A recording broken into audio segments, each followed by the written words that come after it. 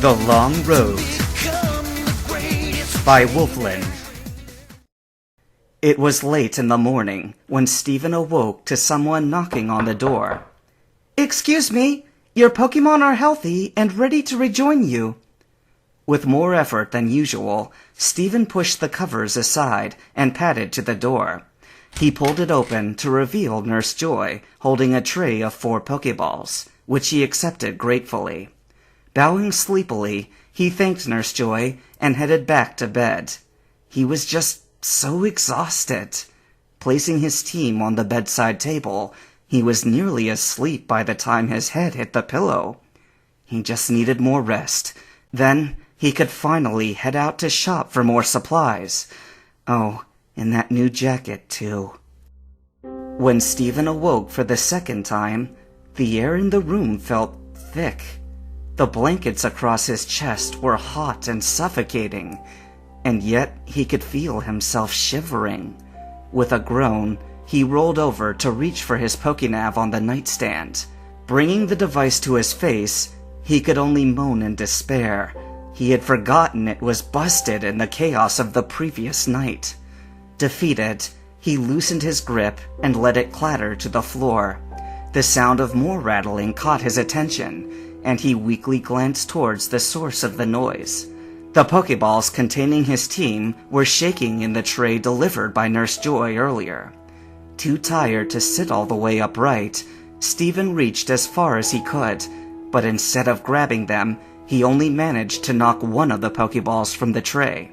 Thankfully, it landed on the button, and his Pokemon was released into the room.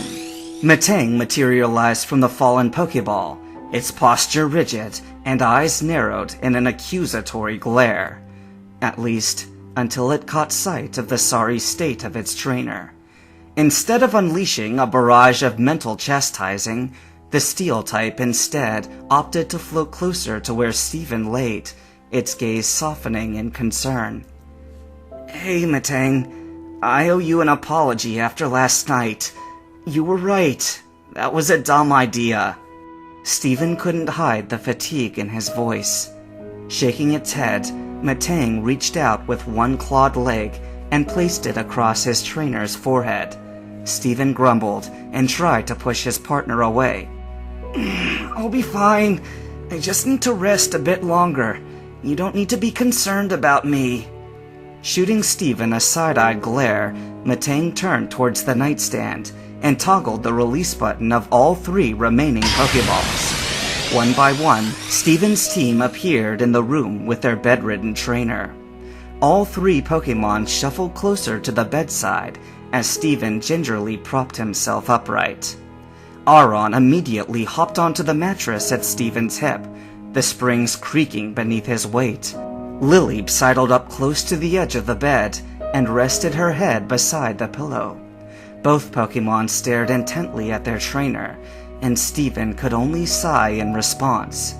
It wasn't until a North scurried up the bedpost and nestled into Stephen's side that he relinquished under their watchful gazes. Stephen shot a look of his own at his starter. "You've made your point."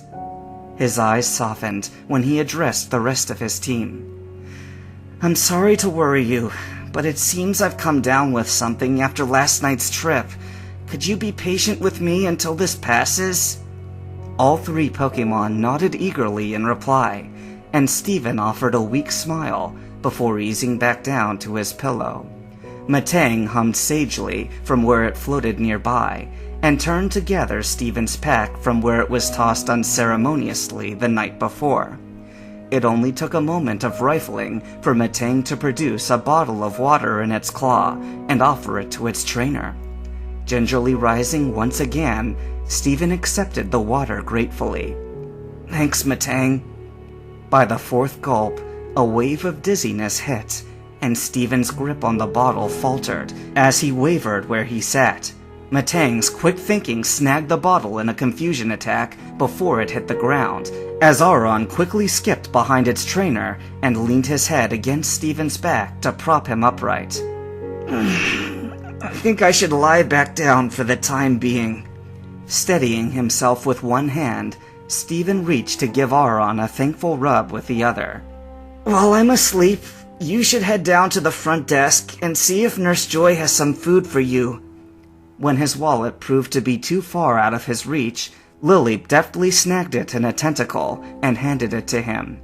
He fumbled with the card only briefly before tossing the wallet back onto the nightstand. Here, take my trainer card. Thanks, everyone.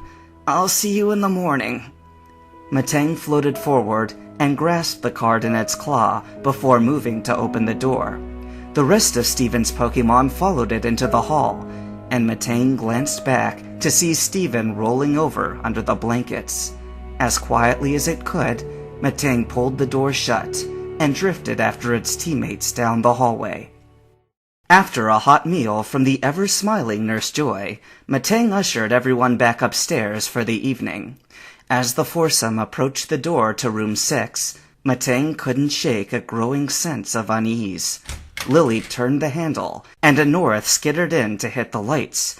But even before the lights flickered on, Matang had already pushed into the room. Steven was still asleep, but he tossed and turned restlessly, and his breathing had become ragged and erratic.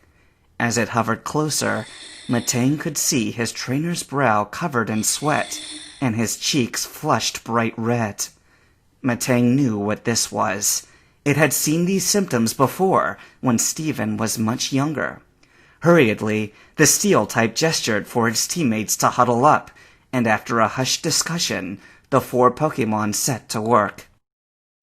Steven awoke to the sound of Tailo chirping, and for the first time in what felt like forever, his head didn't hurt from the noise. Groggily, he raised a hand to swipe at his tired eyes, and as he sat up, a damp washcloth tumbled from his forehead onto his lap.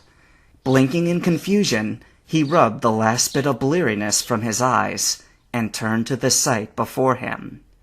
Lily lay sound asleep on the mattress, multiple washcloths grasped in her tentacles. Anorith was curled up at the foot of the bed with the blanket firmly grasped in his claws. A rush of cool air soon directed Steven's attention to the room's lone window, where Aron was also fast asleep on the sill, with his back underneath the sash to keep it propped open. His now dry clothes hung neatly around the room, picked up from the floor where they were discarded the first night. His pack had also been dried and propped up next to the singular desk in the room. On top was scattered an assortment of food and drink, and his stomach growled. A quick glance at his watch confirmed his body's reaction. He hadn't eaten anything in nearly 2 days. Testing his forehead, he decided the worst of his fever had broken, and he rose gingerly from the bed so as not to wake his sleeping team. Tiredly plopping down at the desk, he grabbed a granola bar before sweeping his gaze back to the far end of the room. Resting neatly on the floor was his starter, its eyes dim and legs folded peacefully.